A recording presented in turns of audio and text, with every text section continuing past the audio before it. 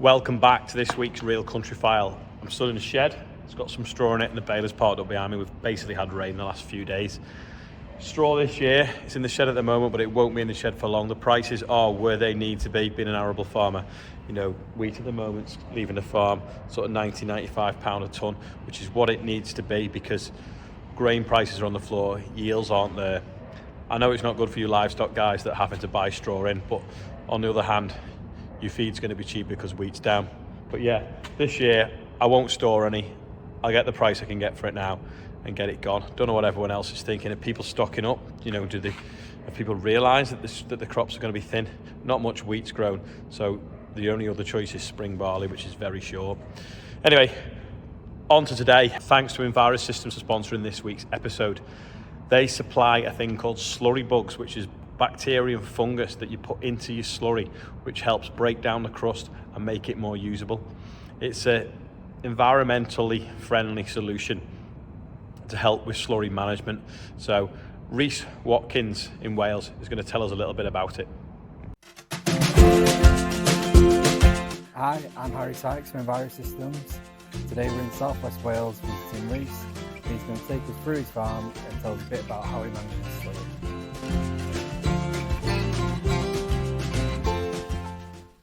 Can you tell us a bit about your farm? Yes, we farm. The name of the farm is Pantglas Home Farm, and it's on the outskirts of Carmarthenshire.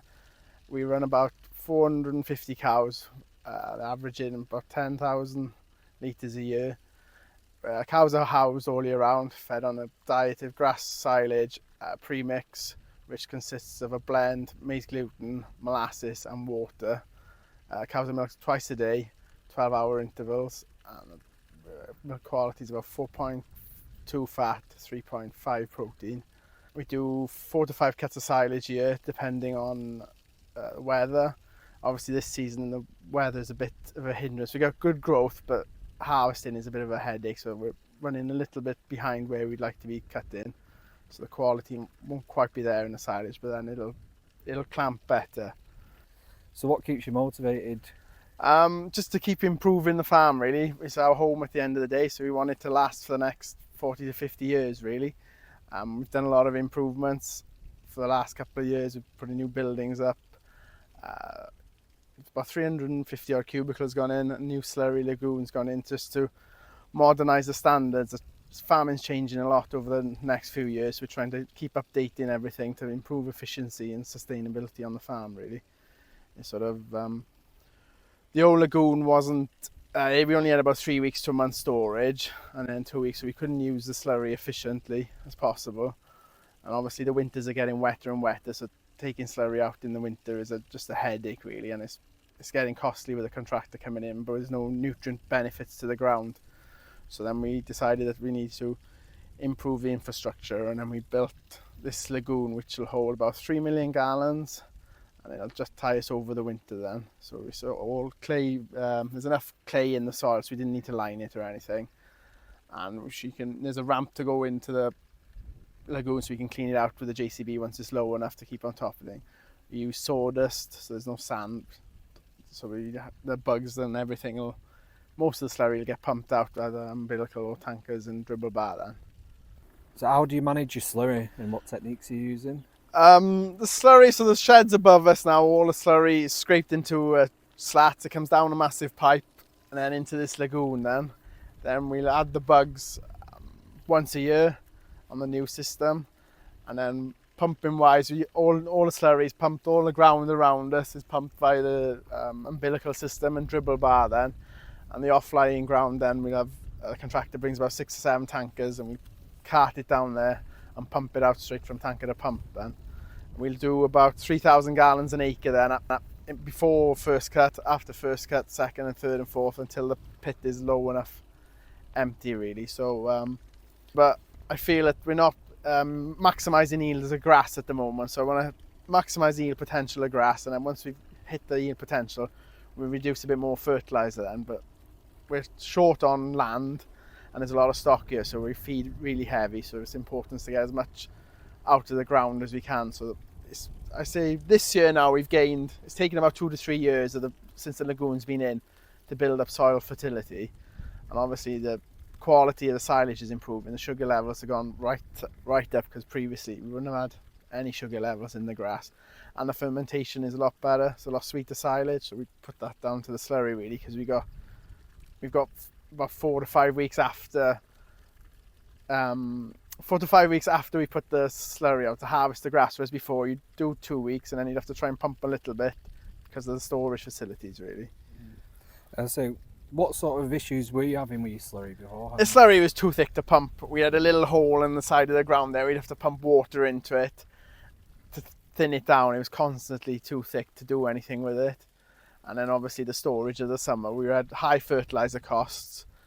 We had a lot of wasted, there's a lot of nutrients in the slurry that we weren't receiving into our ground. So it just didn't make any sense to keep doing what we were really. It's a massive investment, but the returns are filtering through, which covers the cost of the loans and to pay for the buildings and improvements and efficiencies on the farm. Do you see any efficiency with the contractors? Yes, we're using less. There's a lot less diesel being used with the slurry since the bugs, and then mixing it, we can just mix it 2 or 3 hours in advance and it'll last all day. Then with the slurry now, I might say it's about 3 weeks since we pumped out last, so there's minimal crust, whereas prior to that we'd have had a good 2.5 foot crust all over this lagoon, so it would take a lot of mixing to try and get that turning. But now 2 hours, and we've only got a small slurry stirrer. We stir it up ourselves and that does the job fine then. Yeah. So what was it initially that caught your eye about the slurry bugs? How come you went down that route? We needed to improve efficiency of the farm, which is always the main driving point, and also we needed to try and get rid of this crust, because this crust is clean off. When you got 2.5 feet of crust all over this lagoon, it just won't shift, and then it was separating. So we thought the bugs, obviously Envirosystems, they're the longest company that have been doing bugs, so we thought we'd stick with them because they're more tried and tested, and then go from there then really. What would you say to other farmers about slurry bugs? I'd say if you've got a good lagoon for storage, I'd recommend using the bugs, because the overall, even though there's a fair cost outlay, but you will see the benefits easily within the 12 months of using them. And it just simplifies the job, makes it easier, and you've got a more valuable product to put on the fields then, which you get a return in terms of the grass growth, which is going forward into sustainability. It's all as farming's about really. You know, you can minimise some costs, but some costs will go up. You can't take everything all the costs out of the farm directly, but improvements that we'll see. I expect over a season, 300 acres a time. So yeah, we see nearly 1,000 tonne of grass extra a season just by having the slurry storage and the bugs and everything working, grown on the same ground. So there's no extra, that silage would have previously been bought in.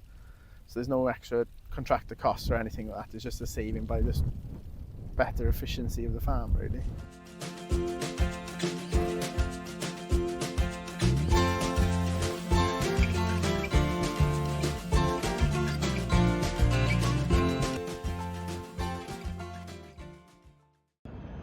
Thanks, Rhys. Not only does it improve your soil health and crop yield, it also saves you some money as well. Now over to Angela, who's been on a dairy farm looking at clotted cream and custard. Well, we've got a beautiful evening tonight for the second of the Farmart Magazine Readers' Walk this year, and we're having a look round a dairy farm in near Cheshire, in the Cheshire countryside. So we're going to have a look. The Cook family are going to give us a tour of their dairy farm, but we're going to learn how they've diversified into luxury cream, custard and rice pudding products. So fingers crossed we'll get to sample a bit of those later on.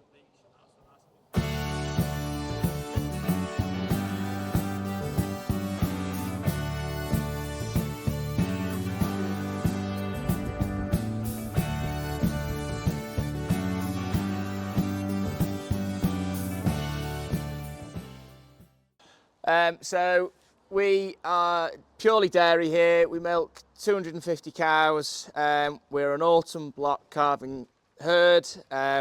We've moved from originally we were 60 cows in quite an antiquated system, so we've had to do a lot of investment just to get everything back up to scratch, and then we've We've expanded to the current levels, taking on ground locally to graze and silage as it's come up.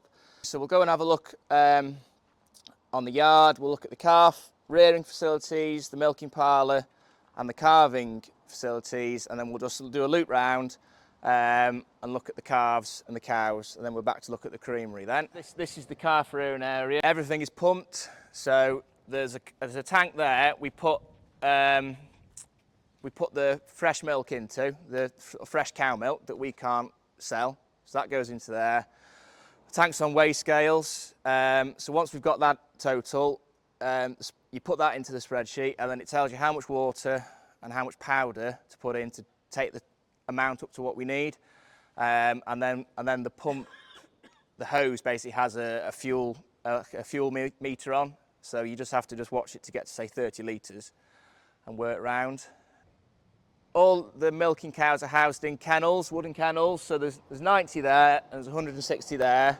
We make those all ourselves, just because they're nice and simple. We know they work and we can do them quickly, and they're also quite cheap, so it ticks all the boxes for us. This is our milking parlour. It's a 1632. It's a bit of a mishmash. I made the stall work myself, and then we've put in, it's got Dairy Master droppers, and then we put in ATL feeders and milk meters. It's all auto ID and feed to yield. And we've put weigh cells on the feed tower as well. So with those two together, we can just be accurate on our main input, which is feed for us.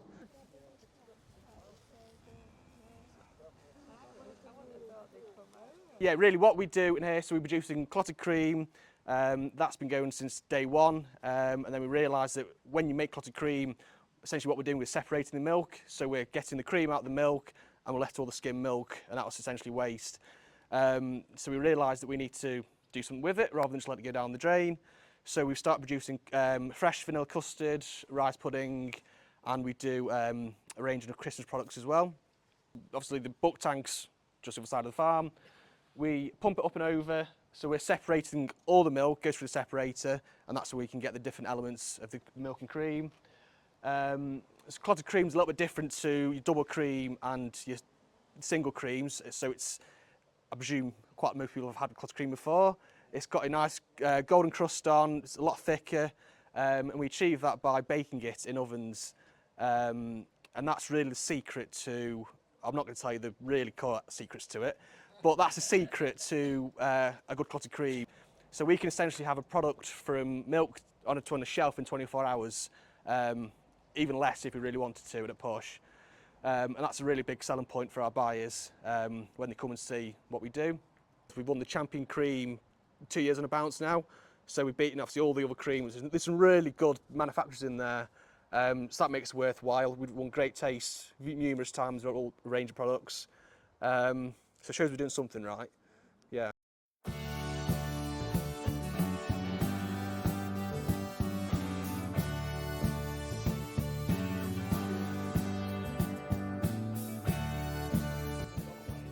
Right, I've tried the luxury custard, that was delicious. The rice pudding was absolutely sublime. But now we're going to have to go for the clotted cream. But the question is it jam or cream first?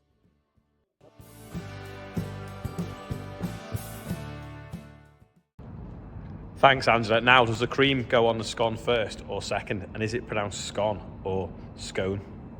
Is it gone, as in scone or gone? Let us know in the comments. Now, the next Farmart Magazine walk is on the 12th of September at Tom Pemberton's. I think there's a QR code there to book in. But yeah, if you'd like to, get in touch and Angela can sort that out. That is all for this week. Thanks to Slurry Bugs for sponsoring it. Don't forget, check out their website and see if it's something that you can use on your farm. So thanks for watching this week. Let us know what weather you've had. Have you had it wet? Have you had it dry? And we'll see you next time.